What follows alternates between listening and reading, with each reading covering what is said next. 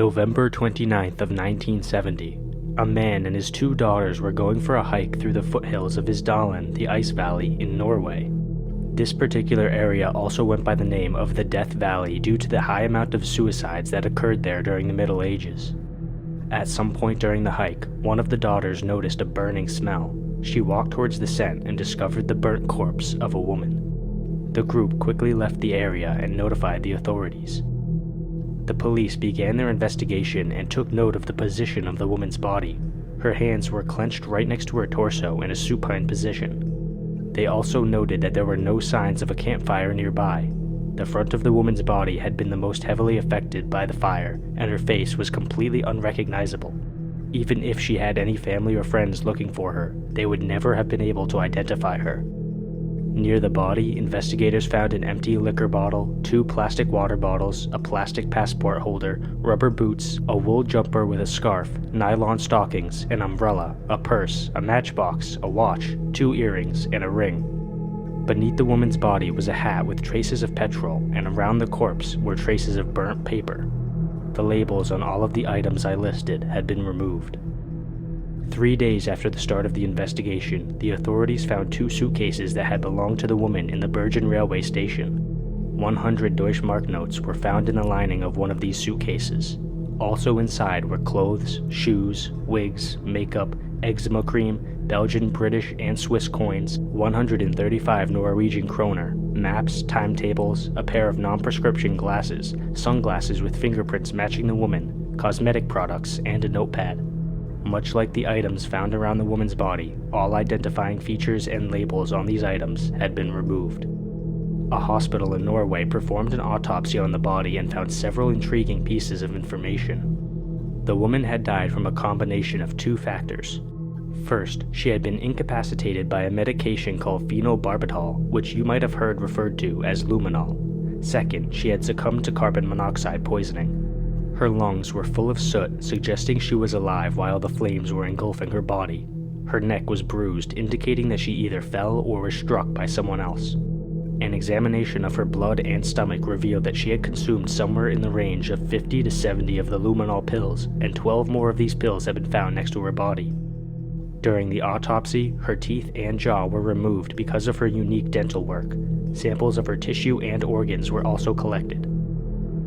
The authorities appealed to the public for information on the mysterious woman. As it turns out, she had last been seen alive on November 23rd when she checked out of the Hotel Hordenheimen. The hotel staff told the police that she had been an attractive woman with dark brown hair and small brown eyes. According to them, she had kept to herself during her stay at the hotel, and her behavior seemed defensive, as if she was on guard. When she checked out, she paid her bill in cash and requested a taxi. After this, her movements are unknown. The notepad that the authorities had found in the woman's suitcase was under investigation this whole time, but the entries were all in code. Thanks to the skills of the investigators, the code was eventually broken and a brand new set of cryptic clues was revealed.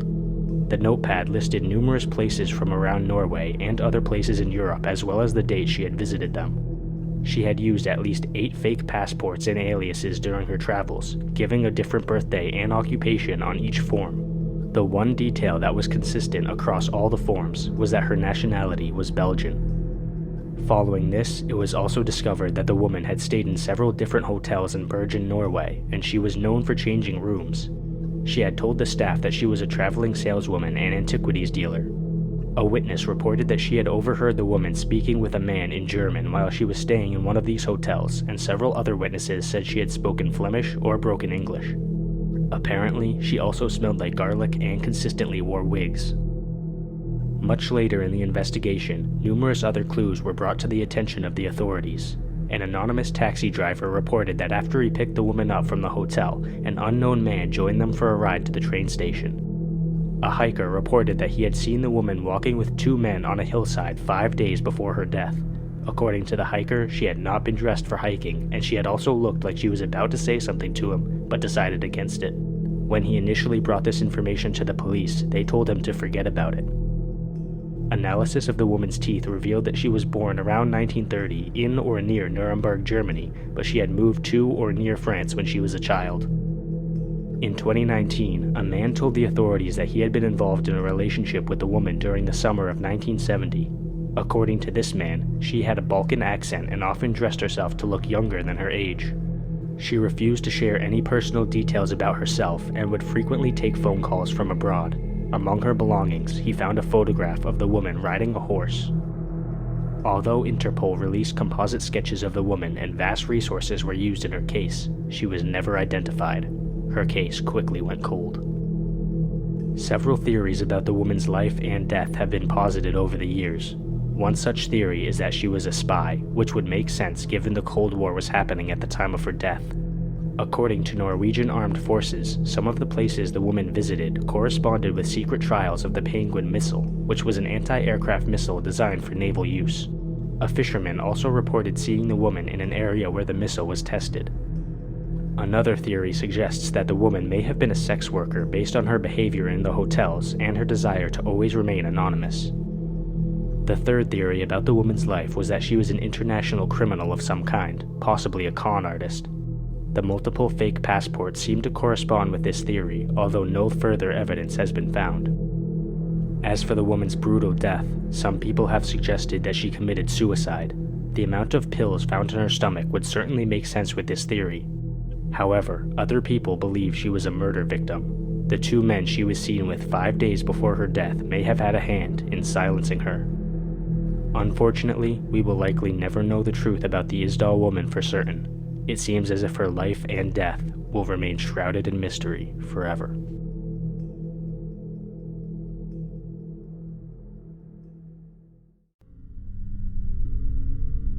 On January 26th of 1950, the U.S. Air Force Douglas C-54D Skymaster aircraft was performing a flight between Anchorage, Alaska and Great Falls, Montana. The plane had 44 passengers on board, 41 being military personnel and 3 being civilians. Among the civilians was a mother with her infant child. 2 hours into the flight, when the plane was above the Yukon-British Columbia border, the plane would make its final contact with air control, reporting their position at approximately 1:14 p.m. After this, the aircraft and all of its passengers simply vanished. Nothing was ever heard from the plane again, and despite extensive search efforts that covered 871,000 square miles, the aircraft has never been found. However, the plane and other things connected to it were seen. A trapper at Beaver Lake in British Columbia saw and heard a large aircraft fly over his cabin on the day in question. 2 brothers who were 11 and 9 years old respectively at the time saw a plane flying close to their parents' ranch in Newgate. One of the engines was trailing smoke, and it flew towards the west before circling back to the south and dropping behind Gold Mountain. A man named Tyler Lindbergh reported seeing smoke signals, 3 large puffs with an intermission, which was repeated consistently. Numerous reports of flares and signal fires came from the East Kootenay-Columbia area and later from northern Montana. A Canadian Pacific Airlines pilot reported seeing smoke signals while flying over an area south of Elko. The most likely theory regarding the fate of the aircraft is that it crashed on a south-facing slope of Gold Mountain and the wreckage was eventually covered by snow. This would explain why it was never found. Sadly, the United States military never showed much interest in finding the plane. The outbreak of the Korean War a matter of months after the crash distracted most people from the mystery. The plane will most likely never be found, and the fate of its passengers is all too clear.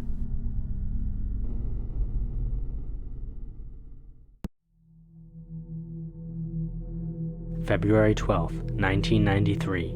2 10-year-old boys, John Venables and Robert Thompson, were sitting in a shopping center in Bootle, England, watching the passers-by. Specifically, the 2 boys were keeping an eye out for younger children.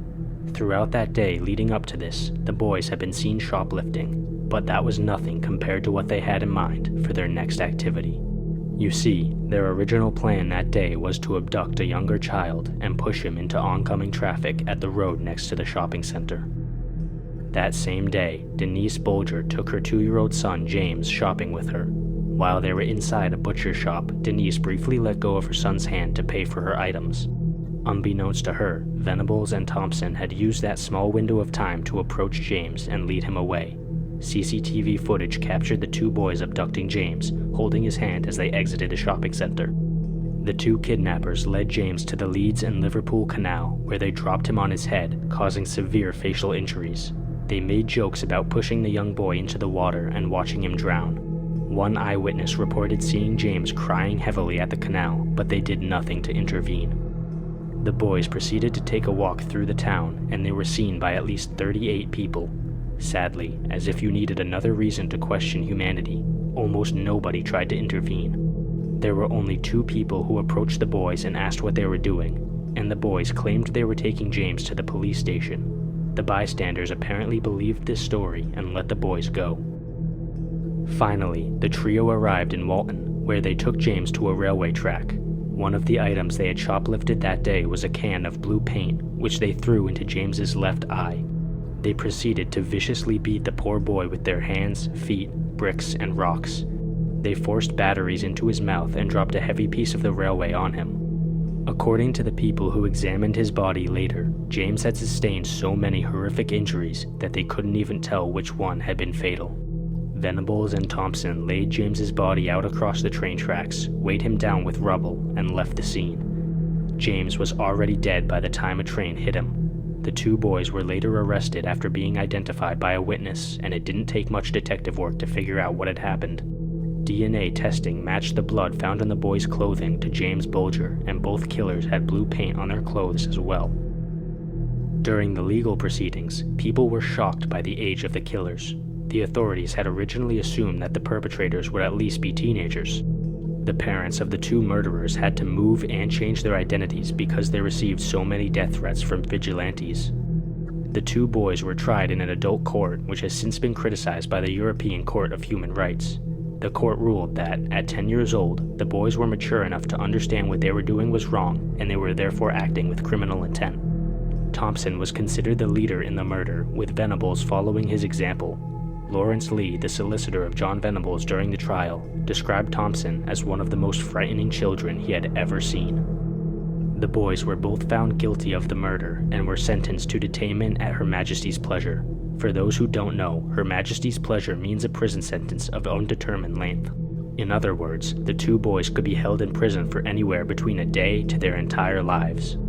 The judge who presided over their case recommended a minimum of 8 years. The Lord Chief Justice, the head of the Justice Department in England, recommended a minimum of 10 years. A petition was started by the editors of a newspaper called The Sun, which wanted to increase their minimum jail time. This petition was ultimately successful and raised their minimum sentence to 15 years. This increased term was later overturned by the House of Lords. Both boys received education and rehabilitation during their prison sentences, and they reportedly made good progress. Both of them also suffered from post-traumatic stress disorder, experiencing nightmares and flashbacks of the murder. In 1999, the boys' lawyers appealed to the European Court of Human Rights, arguing that the trial had been unfair. Ultimately, it was determined that they were correct and the boys had been denied a fair trial. Their minimum sentence was reduced to 8 years, and they were released in 2001 after it was decided that they were no longer a threat to public safety. Both killers were placed under lifelong license, meaning they were both under parole for their entire lives. Following his release, Venables had several relationships with much younger women, suggesting he may have been experiencing a delayed adolescence because of his time in prison. He began heavily drinking and using drugs and was eventually caught downloading images of child abuse. He was arrested after a fight outside of a nightclub, but the charges were dropped when he agreed to take an alcohol awareness course. In 2010, he was imprisoned yet again because of an unspecified violation of his parole. He was eventually charged with possession and distribution of indecent images of children, a charge to which he pled guilty. He was sentenced to 2 years in prison and was denied parole in 2011. Venables was finally released from prison in 2013 and was given a new identity to protect him from the public. However, like a broken record, he was charged with unspecified offenses related to child abuse imagery in 2018, to which he pled guilty yet again. He even admitted to possessing a pedophile manual, a document that contained advice on child grooming and evading the police for future child molesters. He was sentenced to 3 years and 4 months in prison and was denied parole in 2020. His next parole hearing is scheduled for November of this year, 2023. As for Robert Thompson, not much information about his life after prison is available. According to one source, he never committed any crimes after being released, and he is reportedly in a stable relationship. Hopefully, he has genuinely changed for the better and regrets his actions. I know that I felt sick to the stomach reading about this case, and I'm sure many of you watching also had that same feeling listening to it. It's truly disturbing to know that even children are capable of such evil. I hope this case serves as a reminder to take mental health very seriously, including with young children. You never know how somebody might turn out if they're not given the proper care.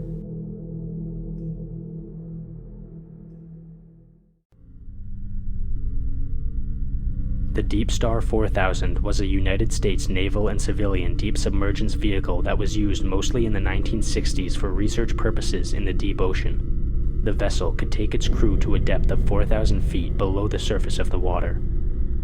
In 1966, a crew was using the vehicle to perform a research dive in the San Diego Trough.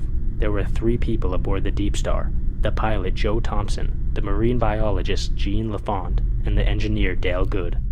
They had taken the Deep Star down to 4,000 feet and were laying instrumentation on the sea floor. When Thompson looked out the window, he saw a gigantic fish that quickly swam away. Lafond also apparently saw the creature. According to Thompson and Lafond's description, the fish was somewhere in the range of 25 to 40 feet long, but only 5 to 6 feet wide. It had gill plates, huge pectoral fins, and a massive serrated tail fin. Its eyes were as big as dinner plates, the scales were grayish-black, and the scales close to the front were as big as coffee cups. Thompson and Lafond both kept quiet about what they had seen for over half a year because they feared people would not believe them. After all, according to our current scientific knowledge, no such fish exists. However, they eventually opened up to 2 journalists and a cryptozoologist. One theory about what the sea creature could have been is that it was possibly a Pacific sleeper shark. These sharks are known to be common around the San Diego Trough, and a picture of a sleeper shark was actually what prompted Thompson and Lafond to come forward in the first place. However, there are some issues with this theory. Sleeper sharks are much smaller on average than the creature, and their eyes are also fairly small, which contradicts the description given by Thompson and Lafond. A second theory suggests that the creature may have been a species of fish that has not yet been officially identified by scientists. This is entirely possible. After all, the ocean is a big place, and scientists estimate that roughly 91% of oceanic species have not yet been identified. Who knows, maybe the crew of the Deep Star 4000 genuinely stumbled across a previously unknown species of fish. Hopefully we can get a solid answer at some point in the near future.